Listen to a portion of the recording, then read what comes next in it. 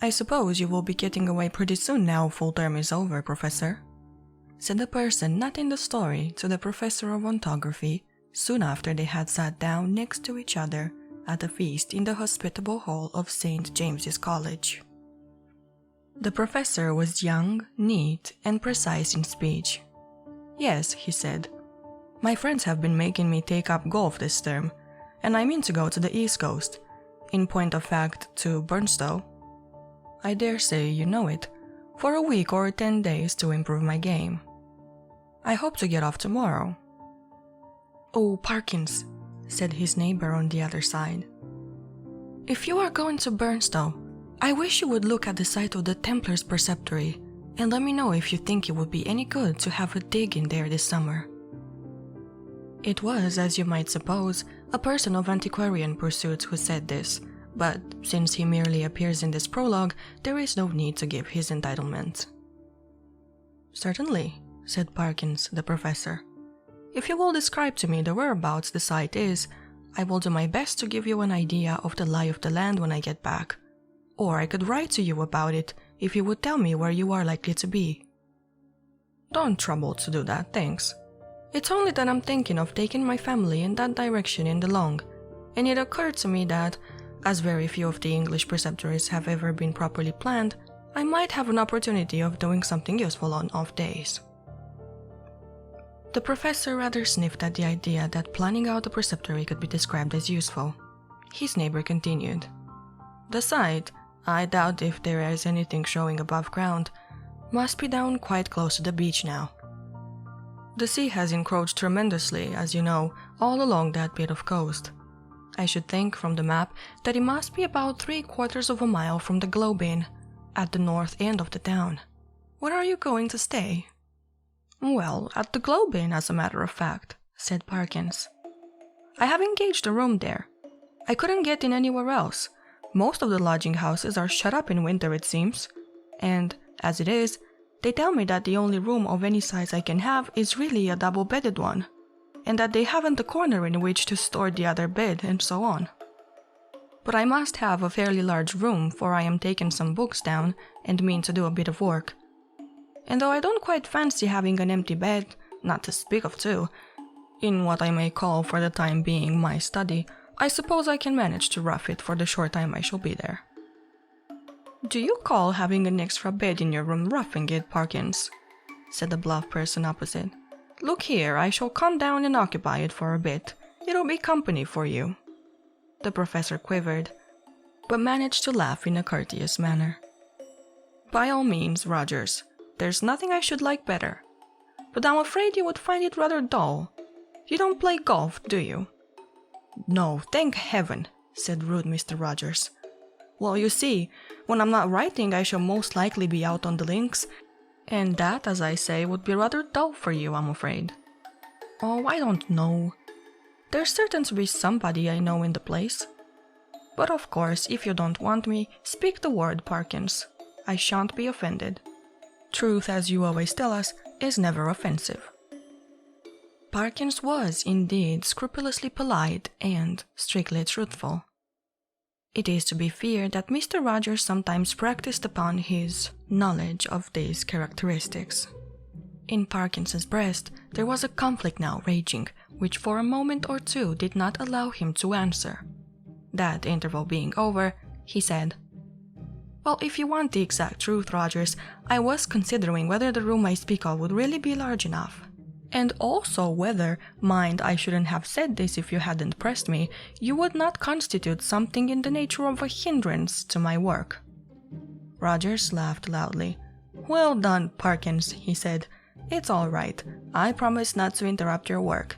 Don't you disturb yourself about that. No, I won't come if you don't want me. But I thought I should do so nicely to keep the ghosts off." Here he might have been seen to wink and to nudge his next neighbor. Parkins might also have been seen to become pink. "I beg pardon, Parkins," Rogers continued. "I oughtn't to have said that. I forgot you didn't like levity on these topics." "Well," Parkins said, "as you have mentioned the matter, I freely own that I do not like careless talk about what you call ghosts. A man in my position, he went on, raising his voice a little, cannot, I find, be too careful about appearing to sanction the current beliefs of such objects. As you know, Rogers, or as you ought to know, for I think I have never concealed my views." "No, you certainly have not, old man," put in Rogers sotto voce. "I hold that any semblance, any appearance of concession to the view that such things might exist is to me a renunciation of all that I hold most sacred. But I'm afraid I have not succeeded in securing your attention." "Your undivided attention," was what Dr. Blimber actually said, Rogers interrupted with every appearance of an earnest desire for accuracy. "But I beg your pardon, Parkins. I'm stopping you." "No, not at all," said Parkins. "I don't remember Blimber. Perhaps he was before my time, but I needn't go on. I'm sure you know what I mean." Yes, said Rogers rather hastily. "Just so. We'll go into it fully at Burnstow or somewhere." In repeating the above dialogue, I have tried to give the impression which it made on me that Parkins was something of an old woman, rather hen-like perhaps in his little ways, totally destitute, alas, of the sense of humor, but at the same time dauntless and sincere in his convictions, and a man deserving of the greatest respect. Whether or not the reader has gathered so much, that was the character which Parkins had. On the following day, Parkins did, as he had hoped, succeed in getting away from his college and in arriving at Burnstow. He was made welcome at the Globe Inn, was safely installed in the large double-bedded room of which we had heard, and was able before retiring to rest to arrange his materials for work in apple pie order upon a commodious table which occupied the outer end of the room, and was surrounded on 3 sides by windows looking out seaward. That is to say, the central window looked straight out to sea, and those on the left and right commanded prospects along the shore to the north and south respectively. On the south you saw the village of Burnstow. On the north no houses were to be seen, but only the beach and the low cliff backing it. Immediately in front was a strip, not considerable, of rough grass dotted with old anchors, capstans and so forth. Then a broad path, then the beach. Whatever may have been the original distance between the Globe Inn and the sea, not more than 60 yards now separated them. The rest of the population of the inn was of course a golfing one, and included few elements that call for a special description. The most conspicuous figure was perhaps that of an ancien militaire, secretary of London Club, and possessed of a voice of incredible strength and of views of a pronouncedly Protestant type. These were apt to find utterance after his attendance upon the ministrations of the vicar, an estimable man with inclinations towards a picturesque ritual which he gallantly kept down as far as he could out of deference to East Anglian tradition. Professor Parkins, one of whose principal characteristics was pluck, spent the greater part of the day following his arrival at Burnstow in what he had called improving his game, in company with this Colonel Wilson, and during the afternoon, whether the process of improvement were to blame or not, I'm not sure. The colonel's demeanor assumed the coloring so lurid that even Parkins chipped at the thought of walking home with him from the links. He determined after a short and furtive look at his bristling mustache and those incarnadine features that it would be wiser to allow the influences of tea and tobacco to do what they could with the colonel before the dinner hour should render a meeting inevitable. "I might walk home tonight along the beach," he reflected. "Yes, and take a look, there will be light enough for that, at the ruins of which Disney was talking. I don't exactly know where they are, by the way, but I expect I can hardly help stumbling on them." This he accomplished, I may say, in the most literal sense, for in picking his way from the links to the shingle beach his foot caught partly in a gorse root and partly in a biggish stone, and over he went. When he got up and surveyed his surroundings, he found himself in a patch of somewhat broken ground covered with small depressions and mounds. These latter, when he came to examine them, proved to be simply masses of flints embedded in mortar and grown over with turf. He must, he quite rightly concluded, be on the site of the preceptory he had promised to look at. it seemed not unlikely to reward the spade of the explorer. Enough of the foundations was probably left at no great depth to throw a good deal of light on the general plan. He remembered vaguely that the Templars to whom this site had belonged were in the habit of building round churches, and he thought the particular series of the humps or mounds near him did appear to be arranged in something of a circular form. Few people can resist the temptation to try a little amateur research in a department quite outside their own, if only for the satisfaction of showing how successful they would have been had they only taken it up seriously. Our professor, however, if he felt something of this mean desire, was also truly anxious to oblige Mr. Disney. So he paced with care the circular area he had noticed and wrote down its rough dimensions in his pocketbook. Then he proceeded to examine an oblong eminence which lay east of the center of the circle and seemed to his thinking likely to be the base of a platform or altar. At one end of it, the northern, a patch of the turf was gone, removed by some boy or other creature fere nature. It might, he thought, be as well to probe the soil here for evidences of masonry, and he took out his knife and began scraping away the earth. And now followed another little discovery.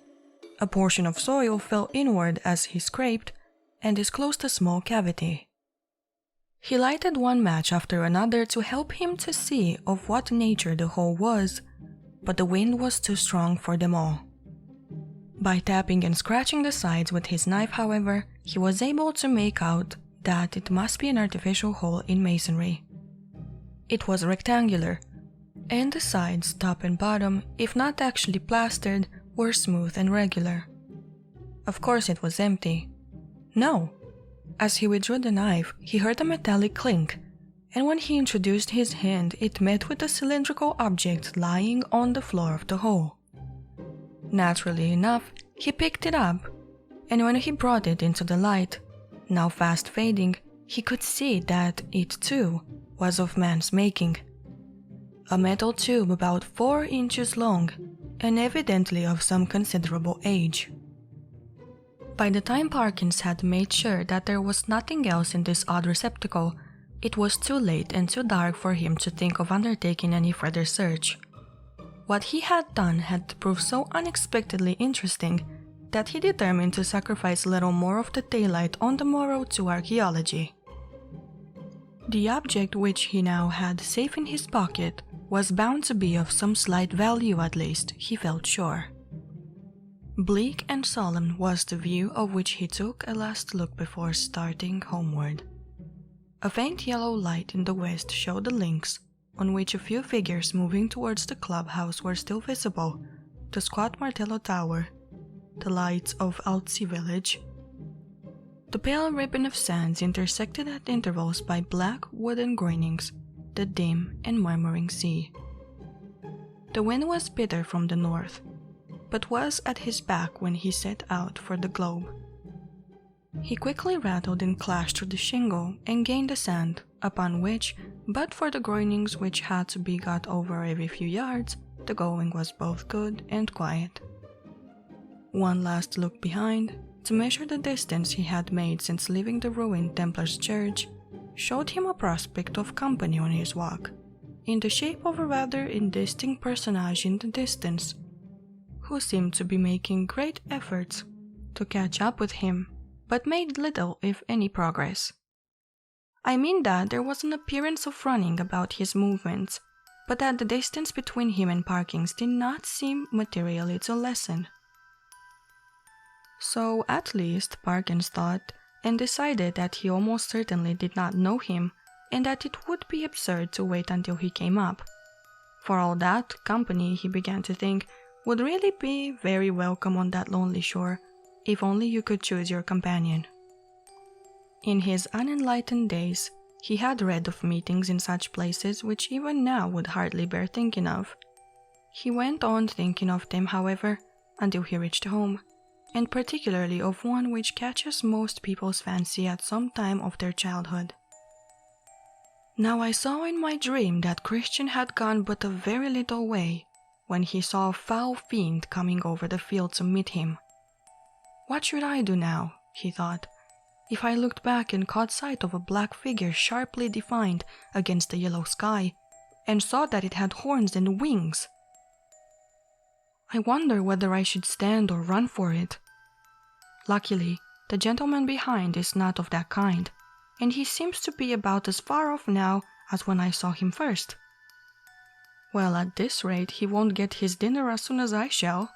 And dear me, it's within a quarter of an hour of the time now. I must run. Parkins had, in fact, very little time for dressing. When he met the colonel at dinner, peace, or as much of her as that gentleman could manage, reigned once more in the military bosom. Nor was she put to flight in the hours of bridge that followed dinner, for Parkins was a more than respectable player. When therefore he retired towards 12 o'clock, he felt that he had spent his evening in quite a satisfactory way, and that even for so long as a fortnight or 3 weeks, life at the Globe would be supportable under similar conditions, especially, thought he, if I go on improving my game. As he went along the passages, he met the boots of the Globe, who stopped and said, "Beg your pardon, sir, but as I was brushing your coat just now, there was something fell out of your pocket. I put it on your chest of drawers, sir, in your room, sir. A piece of a pipe or something of that, sir. Thank you, sir. You'll find it on your chest of drawers, sir. Yes, sir. Good night, sir." The speech served to remind Parkins of his little discovery of that afternoon. It was with some considerable curiosity that he turned it over by the light of his candles. It was of bronze, he now saw, and was shaped very much after the manner of the modern dog whistle. In fact, it was, yes, certainly it was, actually no more nor less than a whistle. He put it to his lips, but it was quite full of a fine caked-up sand or earth, which would not yield to knocking, but must be loosened with a knife. Tidy as ever in his habits, Parkins cleared out the earth onto a piece of paper and took the latter to the window to empty it out. The night was clear and bright, and he saw when he had opened the casement, and he stopped for an instant to look at the sea and note a belated wanderer stationed on the shore in front of the inn. There he shut the window, a little surprised at the late hours people kept at Burnstow, and took his whistle to the light again. Why, surely there were marks on it, and not merely marks but letters.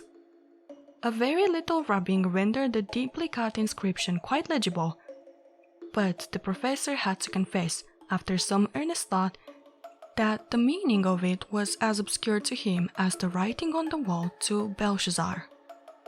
There were legends both on the front and on the back of the whistle.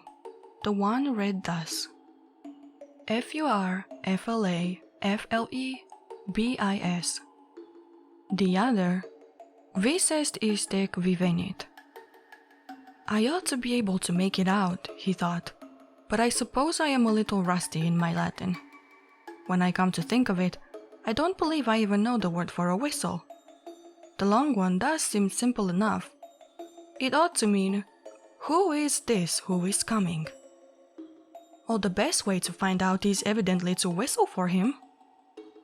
He blew tentatively and stopped suddenly, startled and yet pleased at the note he had elicited.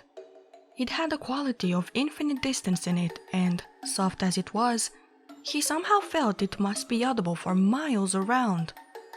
It was a sound, too, that seemed to have the power which many scents possess of forming pictures in the brain.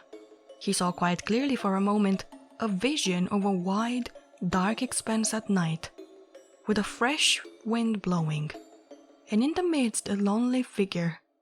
How employed, he could not tell.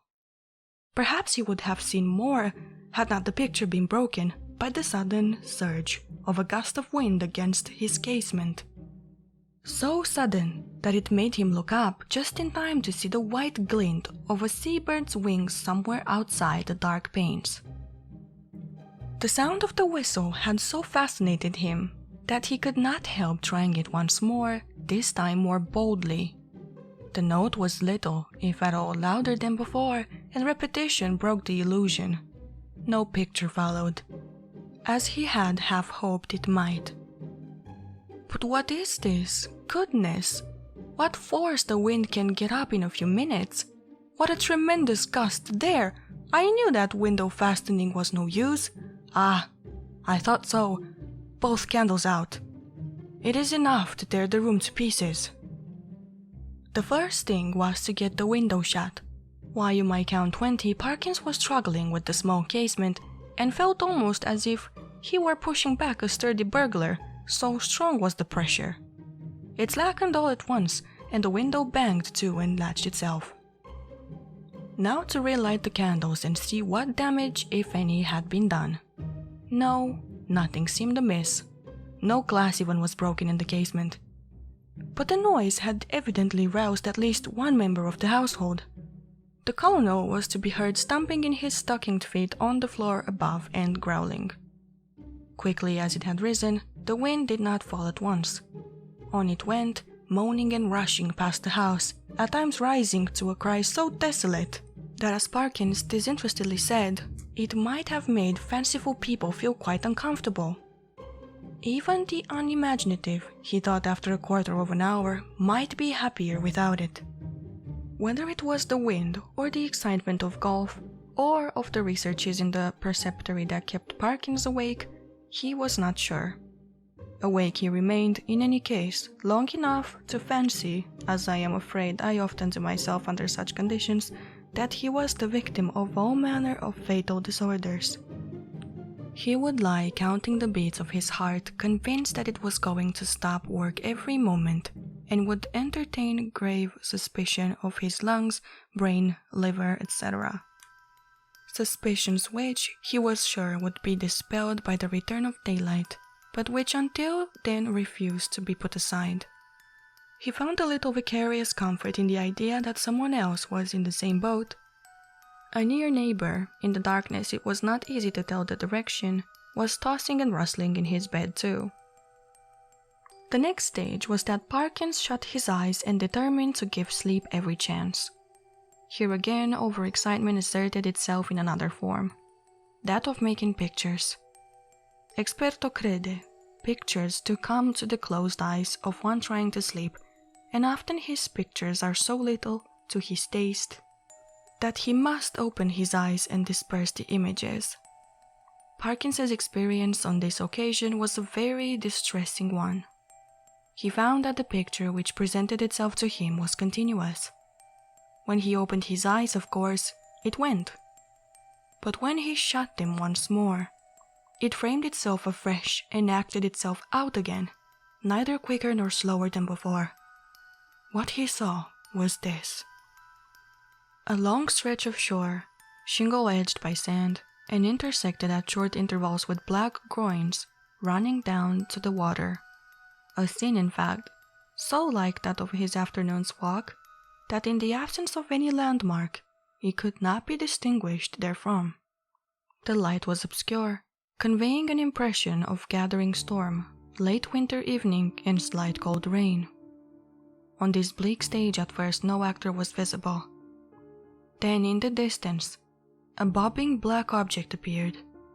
A moment more, and it was a man running, jumping, clambering over the groins, and every few seconds looking eagerly back. The nearer he came, the more obvious it was that he was not only anxious, but even terribly frightened, though his face was not to be distinguished. He was, moreover, almost at the end of his strength. On he came. Each successive obstacle seemed to cause him more difficulty than the last. Will he get over this next one? Thought Parkins. It seems a little higher than the others. Yes, half climbing, half throwing himself, he did get over, and fell all in a heap on the other side, the side nearest to the spectator. There, as if really unable to get up again, he remained crouching under the groin, looking up in an attitude of painful anxiety. So far no cause whatever for the fear of the rudder had been shown. But now there began to be seen, far up the shore, a little flicker of something light-colored moving to and fro with great swiftness and irregularity. Rapidly growing larger, it too declared itself as a figure in pale, fluttering draperies ill-defined. There was something about its motion which made Parkins very unwilling to see it at close quarters. It would stop, raise arms, bow itself toward the sand, then run stooping across the beach to the water edge and back again, and then rising upright, once more continue its course forward at a speed that was startling and terrifying. The moment came when the pursuer was hovering about from left to right only a few yards beyond the groin where the runner lay in hiding. After 2 or 3 ineffectual castings hither and thither, it came to a stop, stood upright with arms raised high, and then darted straight forward towards the groin. It was at this point that Parkins always failed in his resolution to keep his eyes shut. With many misgivings as to incipient failure of eyesight, overworked brain, excessive smoking, and so on, he finally resigned himself to light his candle, get out a book, and pass the night waking rather than be tormented by his persistent panorama, which he saw clearly enough could only be a morbid reflection of his walk and his thoughts on that very day. The scraping of match on box and the glare of light must have startled some creatures of the night, rats or whatnot, which he heard scurry across the floor from the side of his bed with much rustling. Dear, dear, the match is out, full that it is.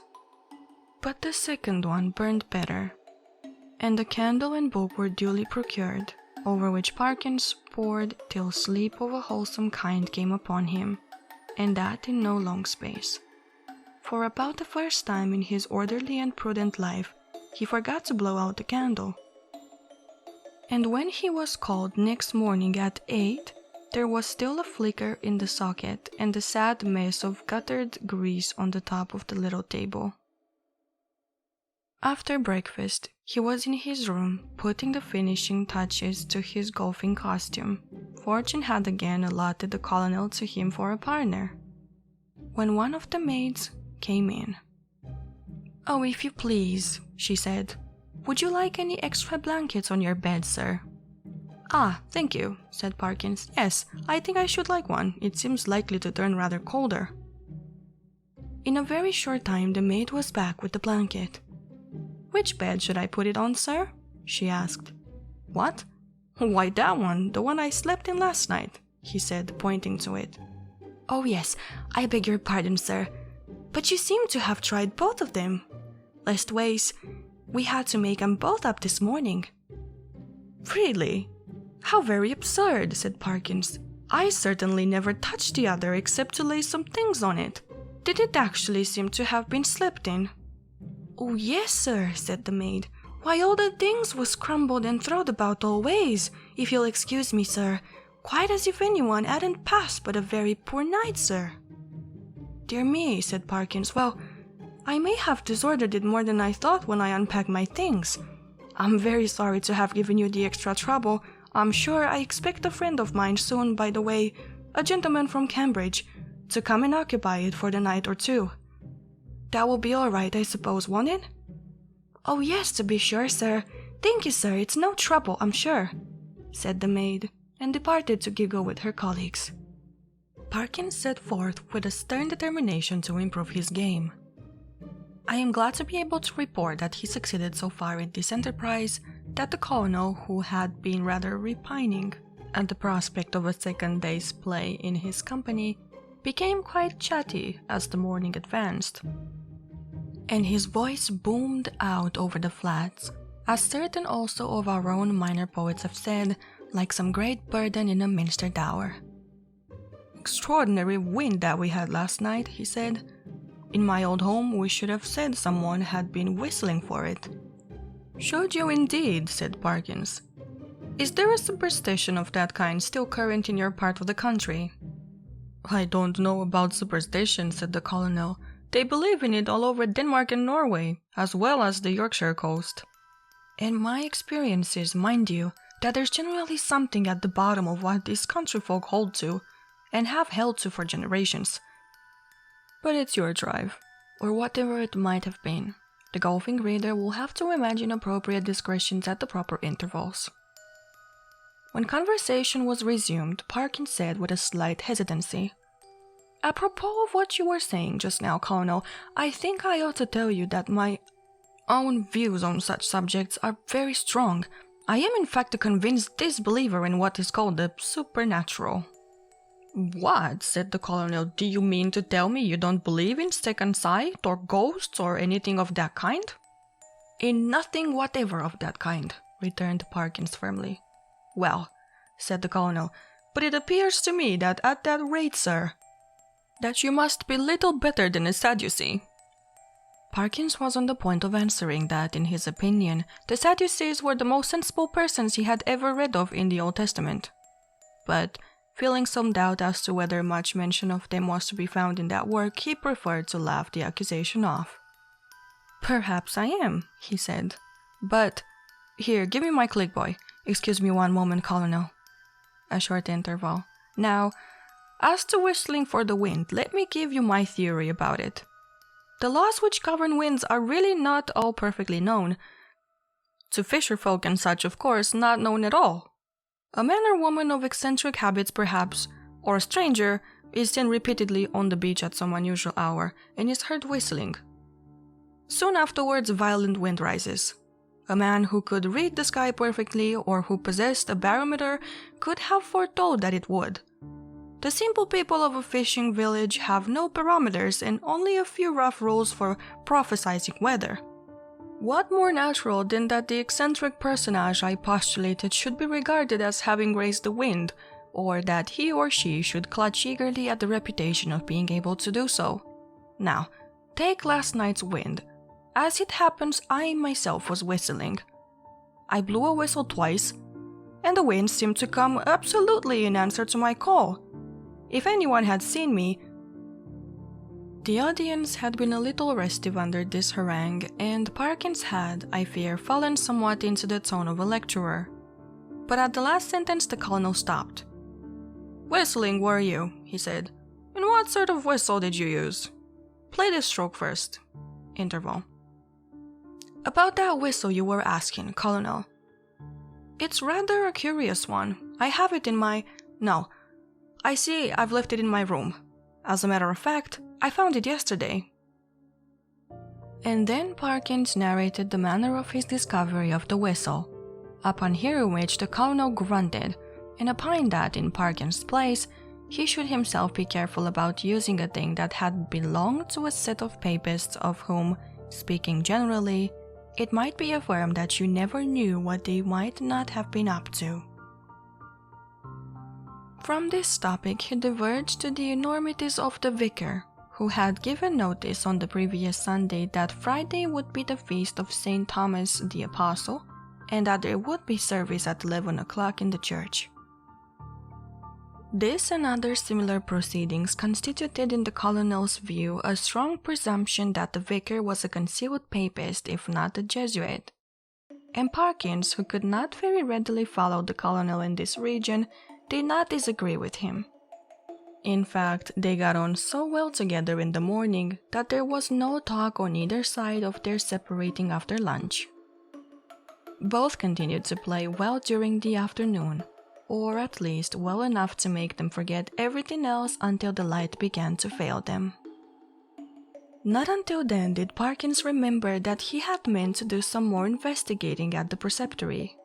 But it was of no great importance, he reflected. One day was as good as another.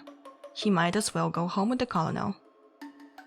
As they turned the corner of the house, the Colonel was almost knocked down by a boy who rushed into him at the very top of his speed, and then, instead of running away, remained hanging on to him and panting. The first words of the warrior were naturally those of reproof and objurgation, but he very quickly discerned that the boy was almost speechless with fright. Inquiries were useless at first. When the boy got his breath, he began to howl, and still clung onto the Colonel's legs. He was at last detached, but continued to howl. "What in the world is the matter with you? What have you been up to? What have you seen?" said the two men. "Oh, I seen it wave at me out the window," wailed the boy, "and I don't like it." "What window?" said the irritated colonel. "Come, pull yourself together, my boy." "The front window it was, at the hotel," said the boy. At this point, Parkins was in favor of sending the boy home, but the colonel refused. He wanted to get to the bottom of it, he said.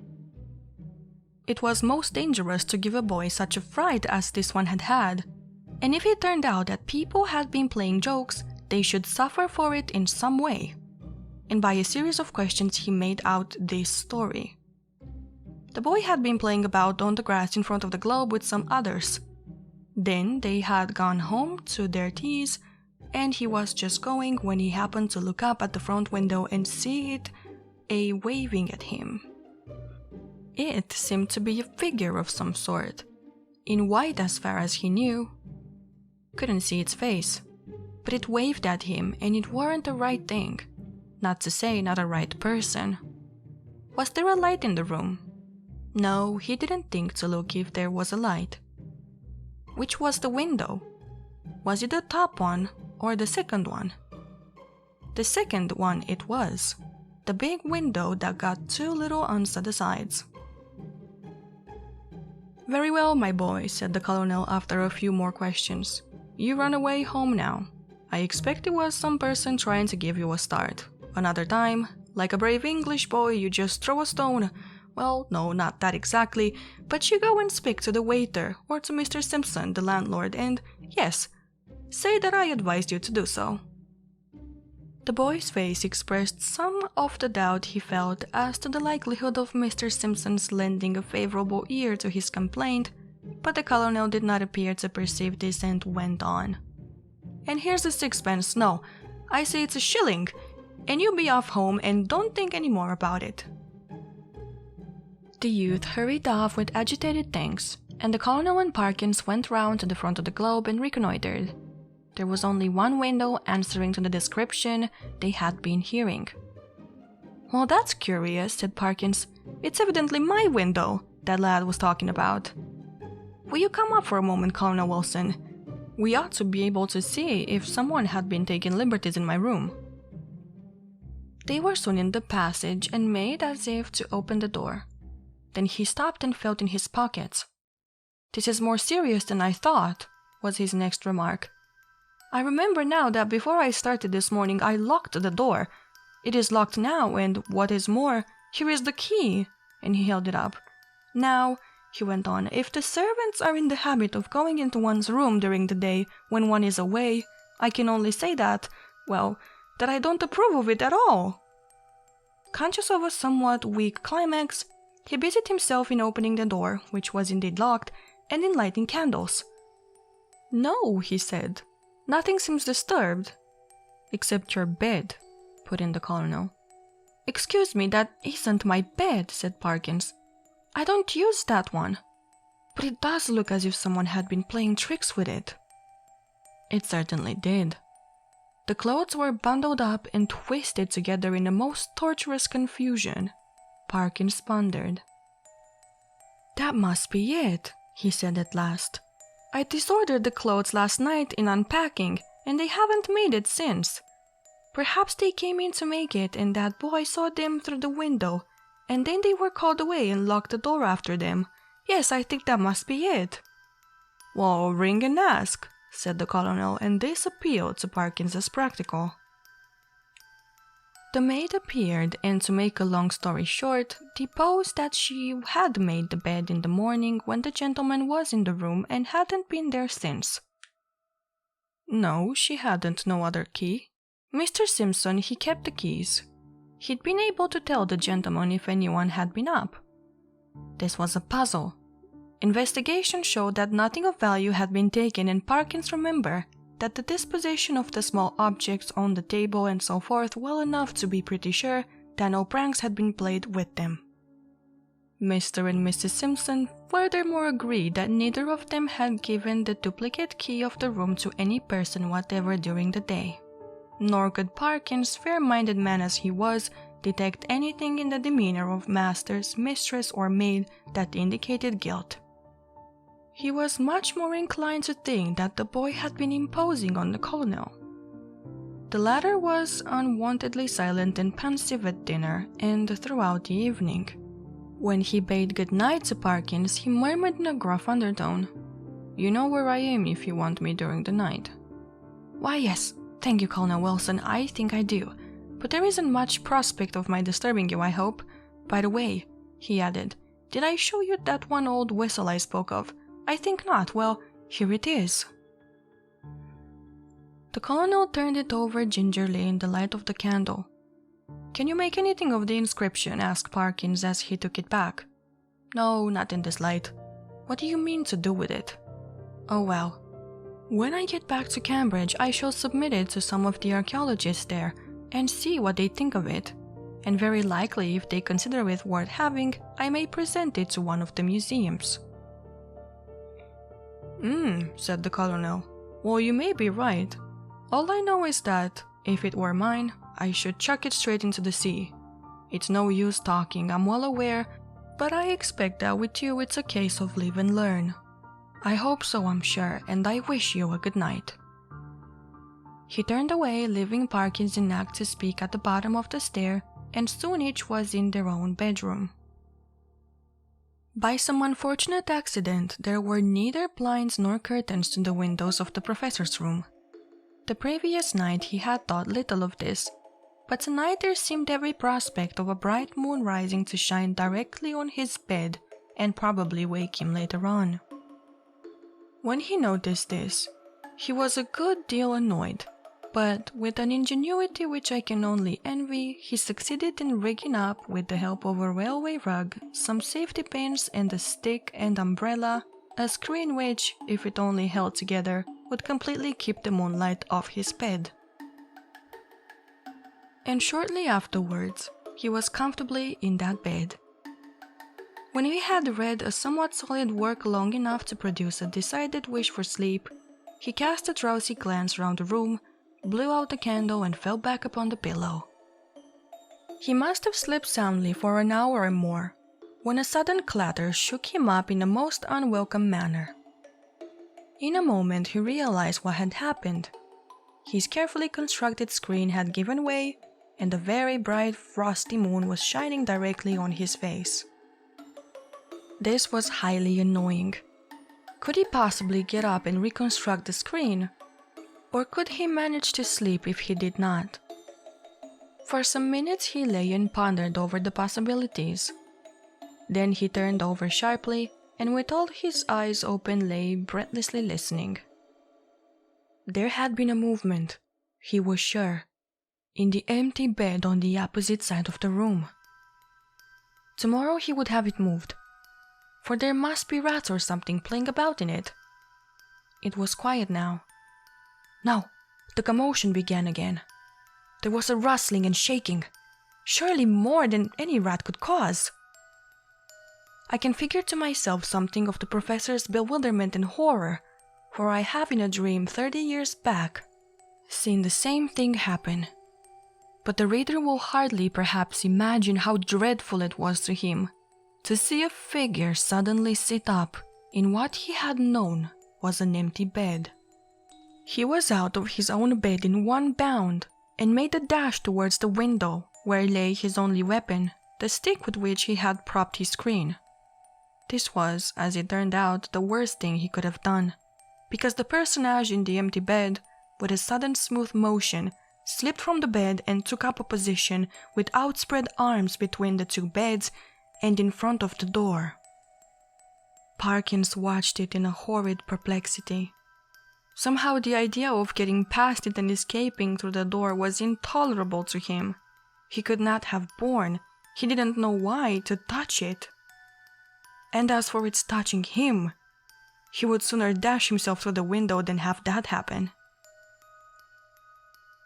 It stood for the moment in a band of dark shadow, and he had not seen what its face was like. Now it began to move, in a stooping posture, and all at once the spectator realized with some horror and some relief that it must be blind. for it seemed to feel about with its muffled arms in a groping and random fashion. Turning half away from him, it became suddenly conscious of the bed he had just left, and darted towards it, and bent and felt over the pillows in a way which made Parkins shudder, as he had never in his life thought it possible. In a very few moments it seemed to know that the bed was empty, and then, moving forward into the area of light and facing the window, it showed for the first time what manner of thing it was. Parkins, who very much dislikes being questioned about it, did once describe something of it in my hearing, and I gathered that what he chiefly remembers about it is horrible, an intensely horrible face of crumpled linen. What expression he read upon it, he could not or would not tell, but that the fear of it went nigh to maddening him is certain. But he was not at leisure to watch it for long. With formidable quickness it moved into the middle of the room, and as it groped and waved, one corner of its drapery swept across Parkins's face. He could not, though he knew how perilous the sound was, he could not keep back a cry of disgust, and this gave the searcher an instant clue. It leapt towards him upon the instant, and the next moment he was halfway through the window backwards, uttering cry upon cry at the utmost pitch of his voice, and the linen face was thrust close into his own. At this, almost the last possible second, deliverance came, as you will have guessed. The colonel burst the door open, and was just in time to see the dreadful group at the window. When he reached the figures, only one was left. Parkins sank forward into the room in a faint, and before him on the floor lay a tumbled heap of bedclothes. Colonel Wilson asked no questions, but busied himself keeping everyone else out of the room and in getting Parkins back to his bed, and himself, wrapped in a rug, occupied the other bed for the rest of the night. Early on the next day Rogers arrived, more welcome than he would have been a day before, and the three of them held a very long consultation in the professor's room. At the end of it, the colonel left the hotel door carrying a small object between his finger and thumb, which he cast as far into the sea as a very brawny arm could send it. Later on, the smoke of a burning ascended from the back premises of the Globe. Exactly what explanation was patched up for the staff and visitors at the hotel, I must confess I do not recollect. The professor was somehow cleared of the ready suspicion of delirium tremens, and the hotel of the reputation of a troubled house. There is not much question as to what would have happened to Parkins if the colonel had not intervened when he did. He would either have fallen out of the window or else lost his wits.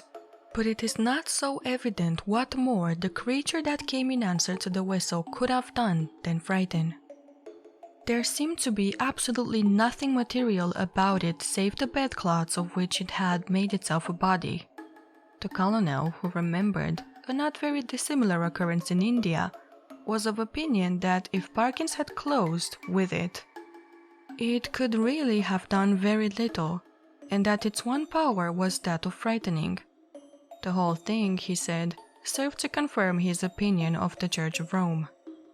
There is really nothing more to tell, but, as you may imagine, the professor's views on certain points are less clear-cut than they used to be.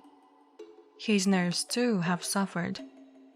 He cannot even now see a surplice hanging on the door quite unmoved, and the spectacle of a scarecrow in a field late on a winter afternoon has cost him more than one sleepless night. Hello there, my little ghosts. If you enjoyed this narration of Mr. M.R. James's "Oh Whistle and I'll Come to You, My Lad," then please consider subscribing to the channel and liking this video, and let me know down below in the comments what you think of this story. And lastly, don't forget to turn on all notifications to be reminded whenever I upload a new video. Thank you very much and have an amazing rest of the night or day whenever it is that you're listening to me.